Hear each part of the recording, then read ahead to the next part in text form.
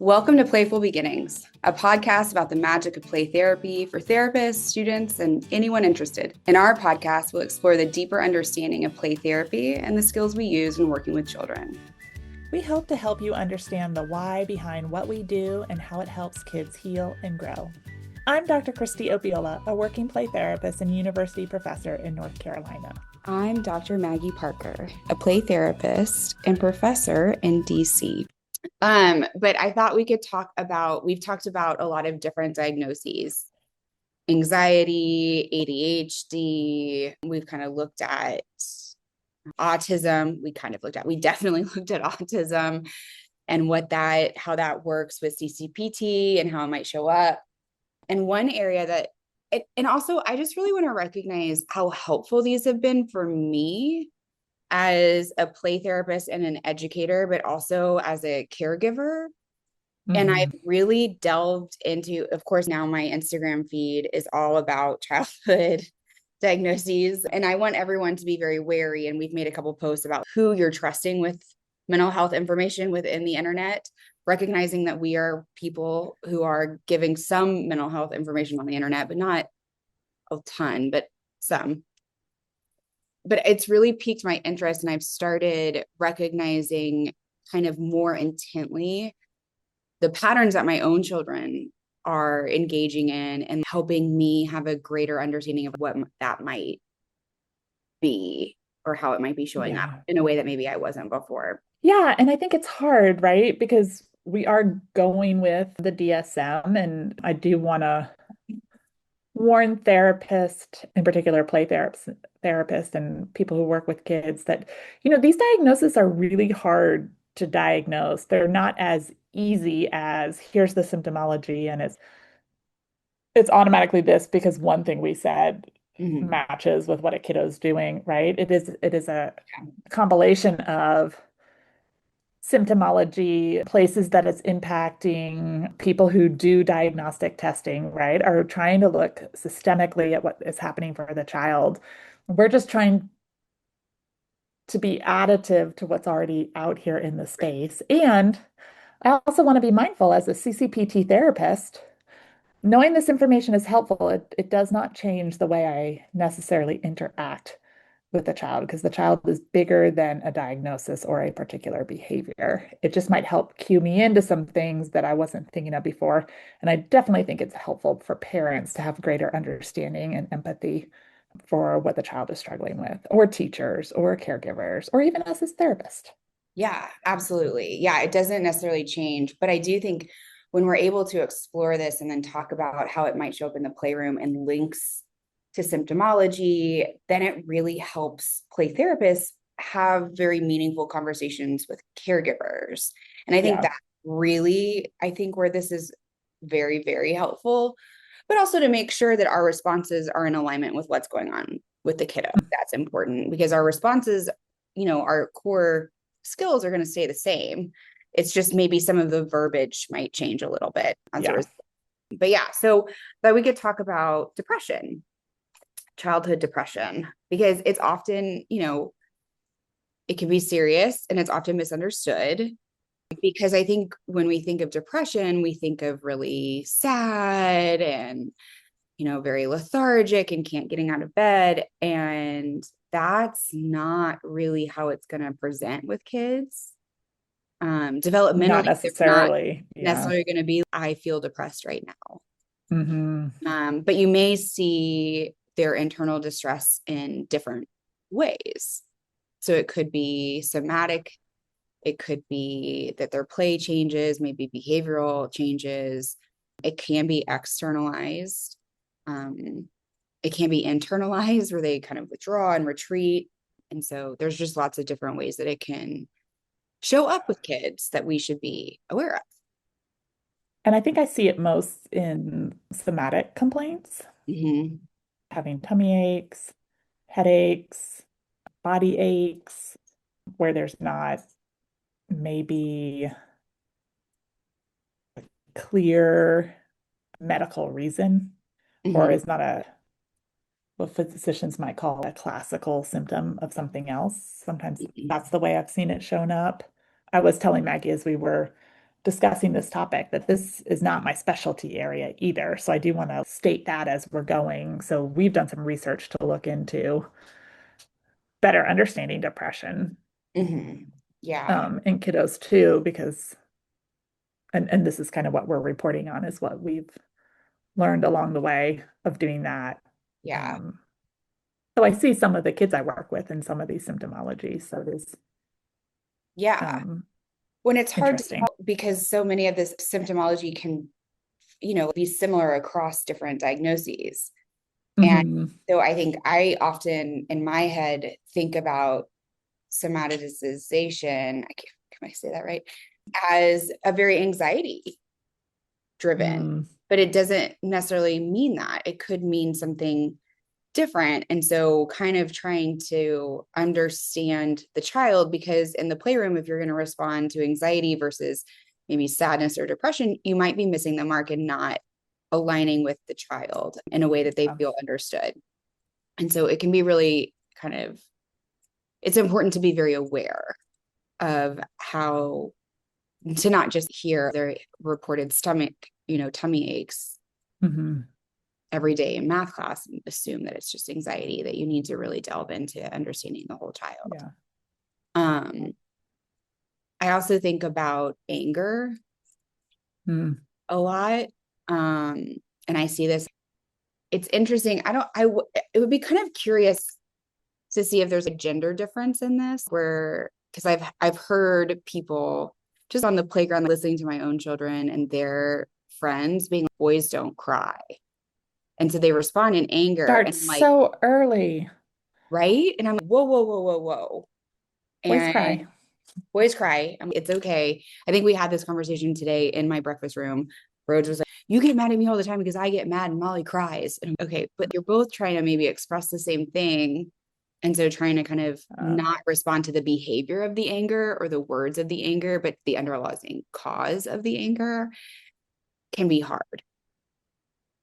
yeah, and I think that brings up a good point, Maggie, that kids aren't going to say, I'm depressed, right? They're going to show it to us in their behaviors, in their way they're interacting with us, and then also sometimes in their play.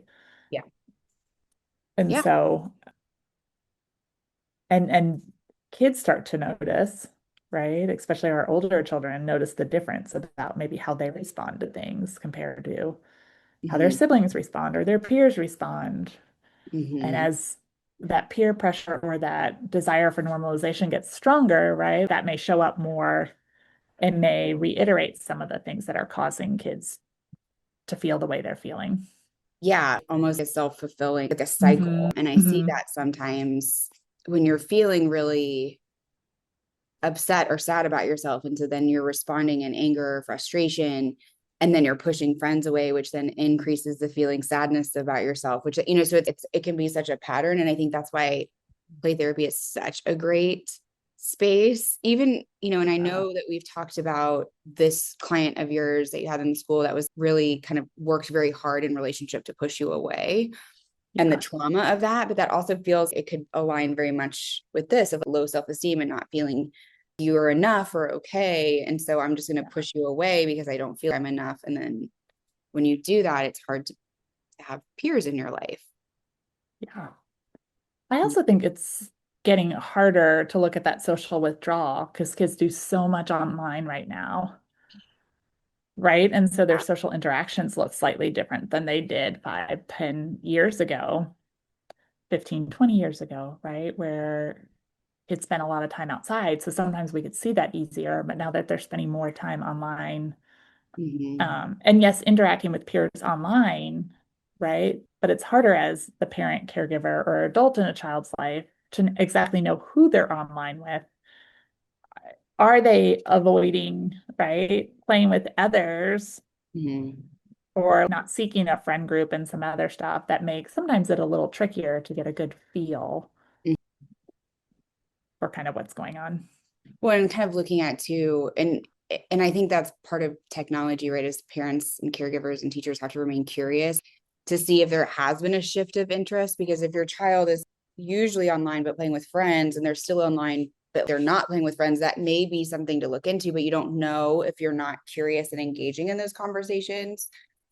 Because that's often a symptom too, is you're kind of withdrawing from friend groups, you're maybe not engaging at recess you used to be, maybe you don't want to do a certain, activity that you used to do. And those are all kind of clues, and it can be hard if those activities are individual or technology based that you don't necessarily know if Mm. they're shifting. Um, Yeah. yeah, And that can make it hard. it can make it really hard. Um, Yeah.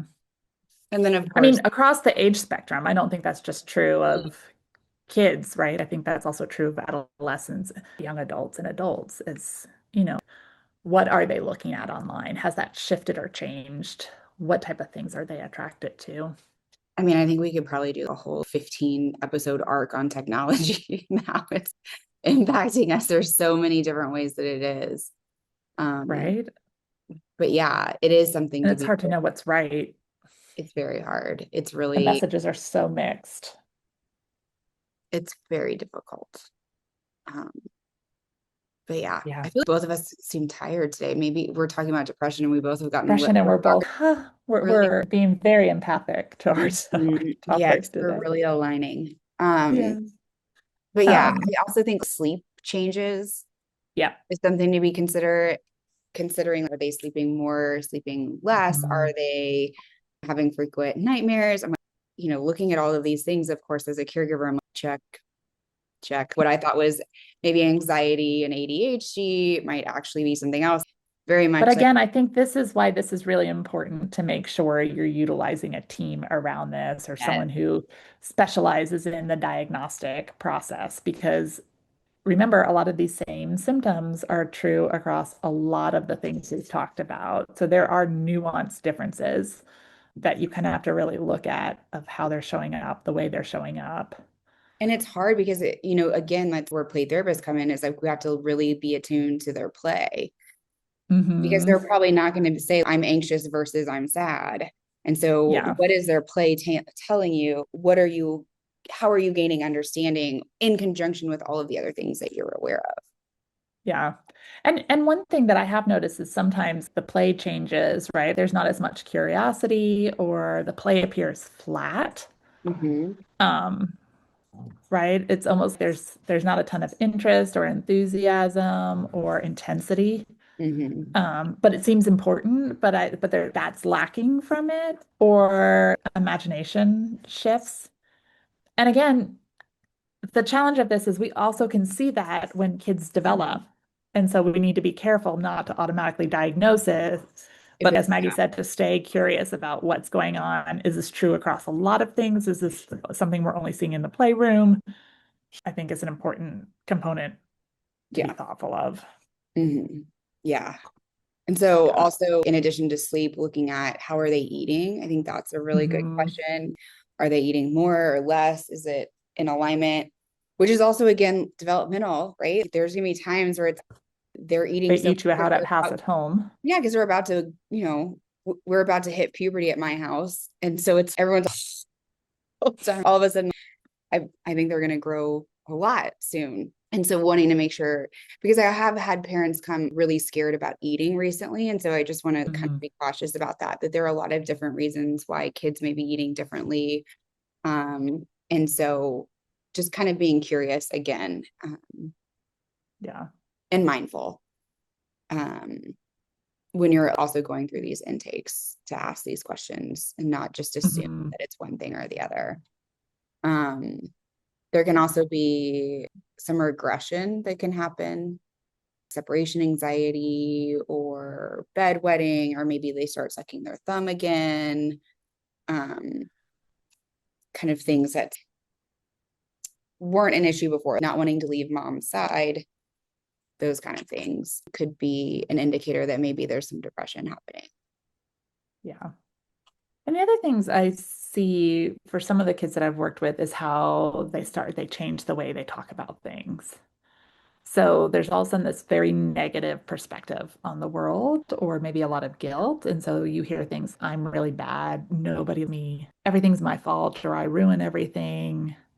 Um, I'm not as good or at you can even hear things, I'm not as good, or I don't want to be here, mm-hmm. Yeah. right? And those are dramatic and they do need to be taken seriously. And we also need to have an understanding of when these are being said and what's being said and right how adults are reacting to that. around some of these statements. And because that's one of the scariest things that you can hear as a caregiver. And I think as a play Yeah. therapist too, right? Because we hold so much responsibility but yeah, as a caregiver, it's a gut punch and it's hard to stay neutral and curious in those moments, Hmm. but not overreact. But those are the ways I'm trying to prepare parents when these things happen. It's you're feeling so sad about yourself. You feel this, this feeling won't go away. Let's have a conversation. I'm curious, how do you talk to parents when they share that this kind of information is coming through? I get real curious, so tell me more. What is your biggest concern? Mm-hmm. I do always say, well, we're going to take this seriously and we're going to be responsive but not reactive to it. Yes. It's typically what I talk to parents about. And I said, we want to, I'm going to go back to a good old CPRT thing, right? We want to be a thermostat, not a thermometer here. Mm-hmm. So when your child says something, I don't want to be here or nobody me, it's not, we're not automatically going to counter that response. Kids need to feel heard and listened to. So, how can we reflect back that we understand you're feeling very lonely right now, or something about being here feels really challenging to you? And then we talk about partnering. How can I support you? Mommy or daddy loves you more than anything, or aunt or grandma, whoever it is, loves you more than anything, but I care deeply about you. And then I try to keep that conversation open to see where it's gonna where it's gonna go and have parents kind of we talk about taking note of when it's happening, what happened before that, what happens after you have these conversations.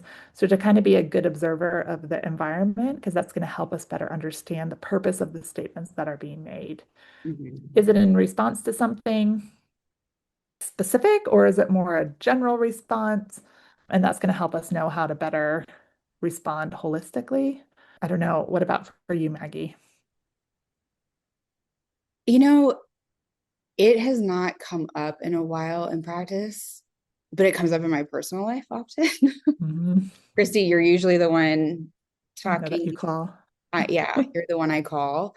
But it's a lot of that. And sometimes it's psychoeducation, and it's, when you say that, these are the things that I start thinking about and that, and not in a way to discourage the conversation, but to be really transparent so that they aren't taking on my emotion or my response as their own. And so I try and be very Mhm. transparent as to, okay, this is, it's almost narrating and tracking what's happening in our relationship through that experience. Yeah.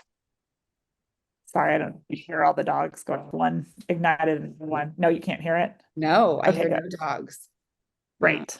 Sweet Bailey. Yeah. Well, we're staying at our neighbors this afternoon because I have someone working in my house, and so we're here with some other dogs, and they we call them encourager barkers. oh So yeah, one starts and the other, is behind them, has like, to yeah, join. let's do this. We got it. We got it. And then was it Lady in the Tramp where they do the network, the Yes. Barbie network? Yeah. Hmm. Hmm. hmm They're just Yeah, like, it I happens gotta here all tell the everybody time. what's happening. If I Yeah. don't, then no one will know. Yeah. Yeah. I mean, it's just, I think going back to that, I think it's hard for me. And I think what I tell parents too, and I have to tell myself is that I have to understand what is mine that's coming out because of my baggage and my personal experience Hmm. and put that away because that's not for my child. And so how do I separate those two things out and remain calm? And also, it's the other extreme of, well, they're just saying that because they want to get out of something. And let's not Right. assume that. Let's assume that this is something that is real, that they're feeling and they're sharing. Because what I don't want, regardless of whether it is or not, what I don't want them to feel is that they can't come to us. Or Correct. I want them to always have a safe adult, no matter what child. I always want there to be a safe adult for every child that feels as if they're taken seriously and valued. And Hmm. so I think I work really, especially as they get older and they rely less on parents. But you don't want your adolescent to be, well, when I said that, they said I was making it up. And so I'm not going to go talk to them. Um, I feel like they have to deal with it on their own. right. So it's maybe hold those and then talk to your own friend or someone else about that instead of saying it to your Yeah. child. Um, Yeah. so where can you find a space to release that valve as opposed to saying it to your child, whether it's true or not? That may just be, they may, I don't know how they would interpret it. And my worst fear is they would interpret it as, well, no matter what I say, they're going to think I'm making it up. So I might as well talk to them. Yeah. No, I think that's a good reminder for all of us. Yeah. And I think it's Do, important to, just because you're depressed doesn't mean you're suicidal, mhm. right? I feel like Not kind of went connected. there. I mean, so that doesn't, and it's, I mean, we could do a whole other episode on it, but it's very rare at younger ages. But yeah, Yeah. it's always something to be aware of and to take seriously when they start saying that and just to get curious. And I think too, if that is a very big concern, right, to make sure then you assess for Right. safety. But I think there's some other stuff that kind of shows up. So asking Mhm. parents to be, or even you as the play therapist, to be a good observer, right? There are things that we start to see in behavior that we may not see at other times. So I'm thinking in the playroom, right? New themes might show up. Mhm. So maybe they start playing out a lot more about loss or failure or the idea of abandonment. Um, or even this idea of their play becomes more dangerous. They're skirting that line of safety and danger and putting themselves at greater risk in the playroom, or even an imaginative puppet or something else. And I'm not saying that's leading to anything, it's just something we want to note that's Mhm. happening and that shift that's happening. Um, we do know there's a link between depression and the loss of creativity. So also maybe you have had a kid who has a lot of creativity that all of a sudden stops Mhm. in the playroom. They're no longer going to the art section, or even their thematic play seems more bland and flat or even empty, maybe. There's not much behind it. But I've also read a little bit that sometimes kids can appear stuck when they're depressed and there's absolutely no movement, right? Which would make sense when we look at some of the warning signs Mhm. around our views of ourself, and so around self-esteem or negative self-talk, right? That can also show up in the play. And then there's also some of the research talks about the difference between aggression and masking. Yeah. And so they can mask for sadness and it can look aggression in Mhm. their play Yeah. instead of Maybe sadness. being able to admit sadness. Yeah. Well, and I like And we remember, aggression is a secondary emotion, right? right. There's often other things. Is that where you were going? Yeah. Go for it, Maggie. No, I mean, it's just when I talk to my students a lot, I talk about that is that a lot of times anger is an emotion that feels safer than the more vulnerable emotions. Because when you're Mhm. angry, you get bigger and people tend to move. No You way. you are kind of in control of that space because you get bigger, you get louder, you can feel more powerful, I think, in a lot of ways, even if the effects are the same.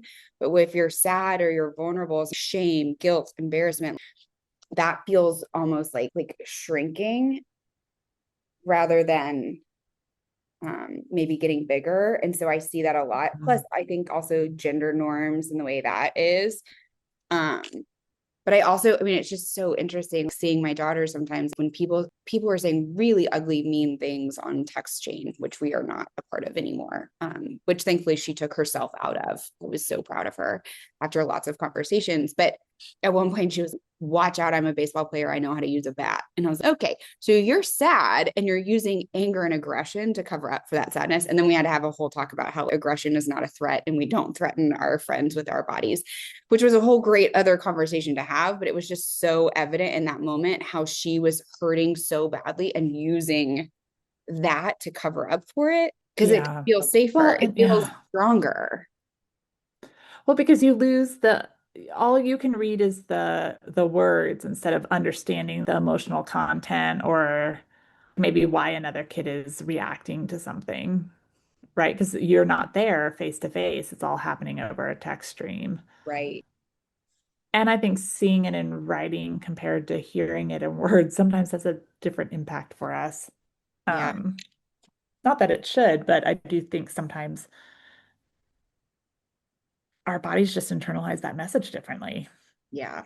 And I may cut that out because that was a very Yeah, personal experience, but no worries. it was hard. I mean, I think, I don't know if you're feeling this way, Christy, but I feel Mhm. like as soon as we started talking about it, it's just like, I feel heavy, Mm, and it's because you hate, there's something anxiety, yes, but there's something about depression and that feeling of deep not being sadness. okay and that deep sadness. And it reminds me of Eeyore. And what I love about Winnie the Pooh and Eeyore is that how Eeyore can be sad and his friends still show up for him. Hmm. Um, but I just And noticed accept him. and accept him for who he is, right? That's just Eeyore. That's just who Eeyore is. And we don't need to make him any different. But I definitely noticed a body reaction as we started this podcast that wasn't present, Yeah. which is interesting. Yeah. Maybe I need to go my own therapy about Well, maybe it's something to note, but also as empaths, right? Sometimes we can pick up on the emotional state of it. a topic or a person Yeah. because you do want to match. You don't want to have a kid in the playroom who is depressed and you're in there, hey, you're so sad, right? We do naturally want to come down to do matching as we're reflecting for kiddos who are struggling. Yeah. Yeah. It's hard. It's hard anytime kids are having a hard time. I think it also just Yeah. speaks to the fact that we really care about children. Hmm. Um, and I think And that like, desire to want to help support them. yeah, and understand them. And I think the more Hmm. I delve into these diagnoses again, it's how do we parse out these symptoms and really work to understand the child because it's not as straightforward as a DSM would suggest. And it's so important because you want to be offering them care. And I think that this topic is really timely as we're kind of discussing work in the schools and CCPT in school settings Hmm. and how it impacts academic performance, and not knowing why it does but just knowing that it does. And so often externalizing behaviors can be sent to the principal in a disciplinary office. So often the withdrawal trial either kind of goes underneath or doesn't do really well. And then you I'll know also say, though, that often I have seen this come up more in the schools, and I'm getting, especially in our school program, more and more referrals for kids who say things. I just want to die. Mhm. I don't want to be here anymore. But with that tone that makes teachers really worried.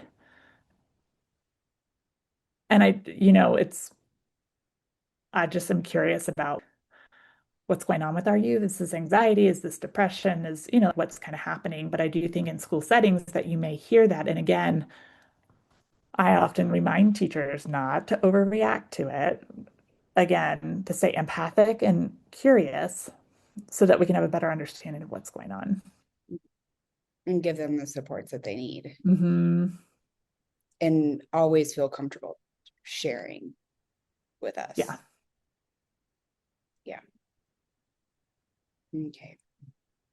Well, I think we have some space next week and the weeks after to talk about kind of how this might show up at home and more in depth on how it shows up at school. And then we'll have Dr. Jenna Taylor talk to us about her dissertation on internalizing behaviors.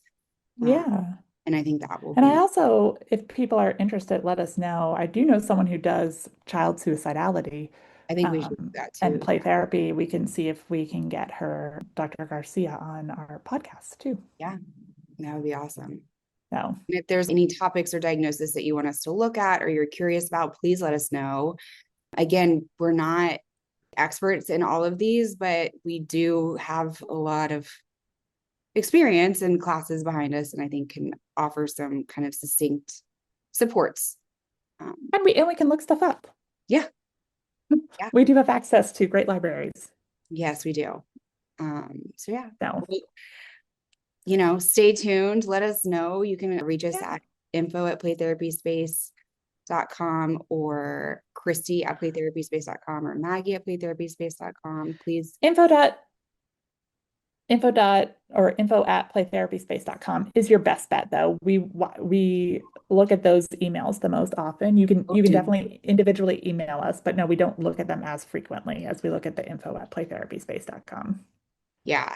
And I send out for those who sign up on our website, I always send out a weekly kind of recap of what our episodes are and how they align with CCPT with lots of helpful tips. So if you're interested in receiving those, we're going to be exploring consultation groups probably starting in September. Unless Mhm. there's a really big need that you guys are, Worth it. please start in June. So keep us posted and we want to do that. And then please follow us on Instagram and YouTube and Facebook. We're not on TikTok, but And don't forget to subscribe this video. It does help yeah. the algorithms of whatever. I mean, we are not tech savvy, but that is our No. understanding is it does help. So subscribe. I think it will also then notify you when a new episode is out. So Yeah. um, it can be helpful. And I know many of you listen to these as you drive or are cleaning your house or something like that. So to know when new episodes are out can be really helpful. Yeah. Well, thanks, Christy. I appreciate it. And it's always really nice to talk to you. I know. I I know. Like know. it's first day of summer today. Oh, is it? First It's day of hot summer. out here. It finally got hot here. So Yeah, it went from cool to hot. mhm. We never had spring. No, I think it's gonna be a fake out though, because I think it's supposed to be like 50 this weekend. So Oh, really? We're yeah. hoping for rain. We're in a huge drought here, so bring on the rain. Yeah. Well, thanks as But always, Christy. thanks, It was lovely guys. to talk to you. Yeah, Bye. bye.